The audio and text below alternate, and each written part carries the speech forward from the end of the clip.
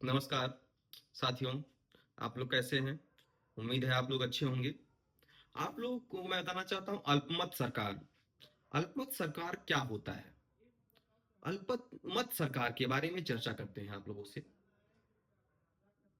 कई राजनीतिक दल एक साथ चुनाव लड़ते हैं और फिर एक साथ चुनाव लड़ने के बाद सबसे ज्यादा सीट जो जीतता है उसको सरकार बनाने का मौका मिलता है।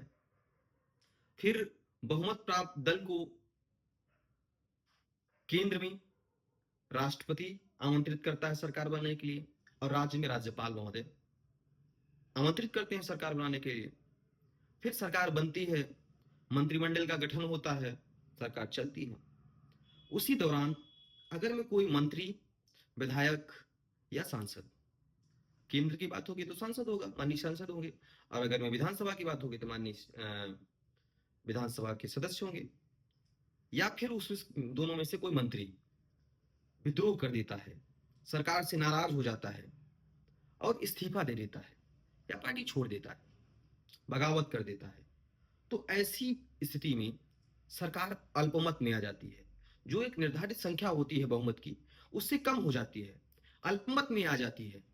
तो फिर सरकार माने राज्यपाल प्रदेश राज्य में और केंद्र में राष्ट्रपति ये बात कहते हैं मुख्यमंत्री और प्रधानमंत्री से कि आप अपनी बहुमत सिद्ध करिए। अगर मैं सिद्ध कर पा ले रहे हैं तो ठीक है, यथावत जैसे सरकार आपकी चल रही थी वैसे चलेगी।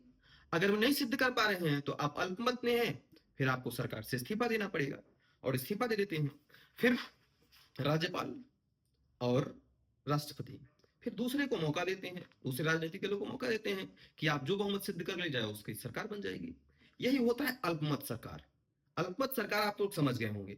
अल्पमत सरकार यह है कि सरकार एकदम अच्छे तरीके से चल रही है, उसी में से कुछ माननीय सदस्य, विधायक या सांसद नाराज हो गए और नाराज होके विद्रोह कर दिए और उसके निर्धारित संख्या से अगर में कम संख्या हो गई बहुमत से तो अल्पमत सरकार हो गई, सरकार गिर जाएगी। अगर में आप फिर बहुमत सिद्ध कर ले गए तो आपकी सरकार यथावत चलती रहेगी, नहीं तो सरकार रुक जाएगी, फिर दूसरे किसी को सरकार बनाने का मौका मिलेगा। आप लोग समझ गए होंगे अल्पमत सरकार किसे कहते हैं। ठीक, धन्यवाद, नमस्कार।